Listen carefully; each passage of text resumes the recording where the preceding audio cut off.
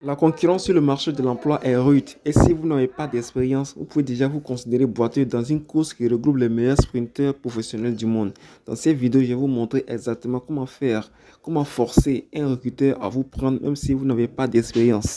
La première chose à faire lorsque nous sommes devant un problème est de chercher à comprendre le problème, à comprendre en profondeur le pourquoi du problème. Lorsqu'on comprend vraiment un problème, ça devient plus facile d'en trouver des solutions. Ainsi dit, alors, pourquoi il y a autant de diplômés qui chôment? Pour répondre efficacement à cette question, nous allons faire un raisonnement par cascade. Alors, pourquoi autant de diplômés au chômage?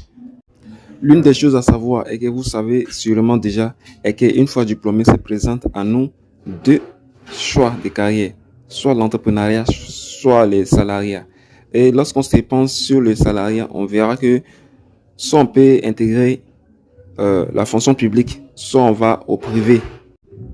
Et c'est là les choses se compliquent, car dans la fonction publique, il n'y a pas de place pour tout le monde, et tout le monde le sait. Il n'y a pas de place pour tout le monde parce que les structures d'État sont vraiment peu, ça ne peut pas embaucher tout le monde. Ensuite, il y a la corruption, voilà. Quel que soit ton niveau de diplôme, les gens préfèrent passer par des pots de vin. Voilà, tu me payes quelque chose et je te fais rentrer dans telle structure. Ou soit, je fais passer la famille d'abord. Donc, on ne regarde pas les diplômes, tu vois. Donc, ton diplôme, ça ne te sert pas à grand chose si tu n'as pas de relations. Et en ce qui concerne le secteur privé, chez nous, on demande beaucoup d'expérience. Voilà. Et à mon avis, ils ont totalement raison. Je vous explique pourquoi. Le secteur privé demande beaucoup d'expérience car à la sortie des universités, les nouveaux diplômés, les diplômes ne reflètent pas toujours leurs compétences réelles. En tout cas chez nous en Afrique. Et cela est dû en fait au modèle de formation, au modèle d'enseignement de notre système scolaire. Pour l'explication rapide, vous venez juste d'avoir votre bac, vous intégrez une université de la place. Peut-être que vous avez choisi le développement d'applications. Alors, vous êtes en tronc commun avec les gens de Big Data ou base de données ou les gens de RC, réseau et sécurité informatique. Vous êtes obligé de bosser au moins 12 matières par semestre. Et les matières qui sont vraiment importantes pour vous, vous n'allez les toucher que très peu, dont des connaissances superficielles. Ensuite, vous allez en L2.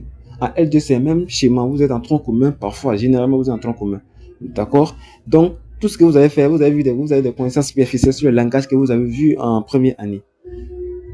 Et en deuxième année, vous avez déjà oublié presque la moitié des concepts que vous avez vus. Et en deuxième année, vous faites tronc commun encore et vous voyez encore quelques peu de ces langages, donc un peu de plus. Et c'est de façon superficielle. Vous n'avez pas le temps d'aller en profondeur d'aucune des matières.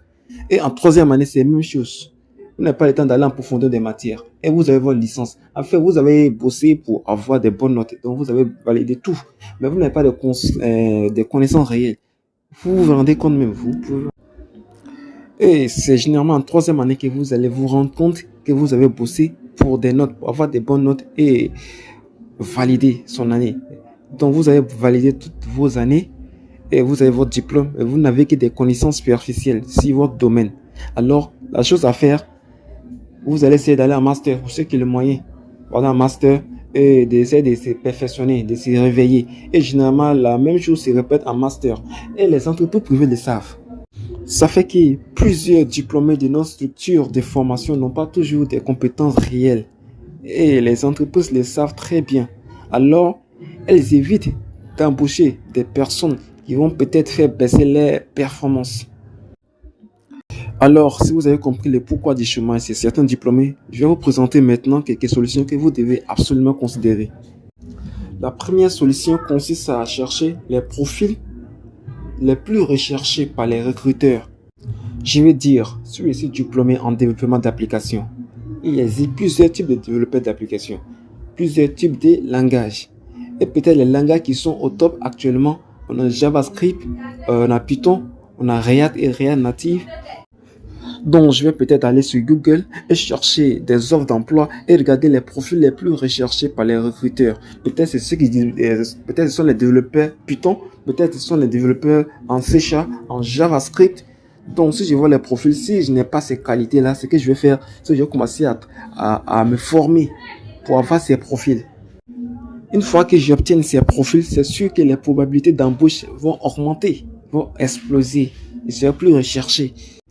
Du coup, si je postule pour un même poste avec un diplômé qui n'a pas forcément toutes ces compétences, selon vous, qui sera embauché? Et même s'il a plus d'expérience que moi, son profil n'est pas ce que les recruteurs recherchent. Solution numéro 2, acquérir de l'expérience sans jamais avoir travaillé. Là, vous allez me dire, mais Zouma, c'est bien beau tout ça, mais comment on peut acquérir de l'expérience sans jamais avoir travaillé? Voici comment faire. Là, il va comprendre que en fait, vous n'êtes pas un diplômé comme tous les autres. C'est vrai, vous n'avez jamais travaillé, mais vous avez de l'expérience et la preuve est juste devant lui.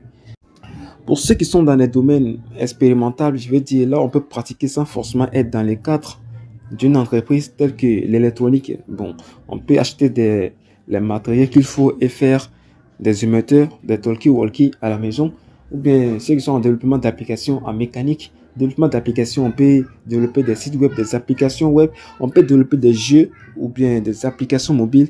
Donc, vous allez faire des projets personnels et lorsque vous aurez la chance d'aller rencontrer un recruteur, vous allez lui présenter votre portfolio. C'est l'ensemble de vos projets. Et vous allez dire, monsieur, voici ce que je sais faire. Voilà, voici ce que j'ai déjà réalisé moi-même sans être dans le cadre d'une entreprise. Pour ceux qui sont dans des domaines où la pratique sans être dans le cadre d'une entreprise est un peu compliquée, telle que l'économie, comptabilité, je vous conseille de faire un blog. Tout le monde peut faire le blog, même ceux qui sont en développement d'applications. Et sur le blog, vous allez faire vos analyses approfondies des différents sujets de votre domaine. Vous pouvez faire une chaîne YouTube. Et lorsque vous serez en face d'un recruteur, vous pouvez lui parler de votre blog et il ira en fait lire votre blog et il verra vos analyses. Et si c'est convaincant, c'est sûr qu'il saura que vous avez de l'expérience.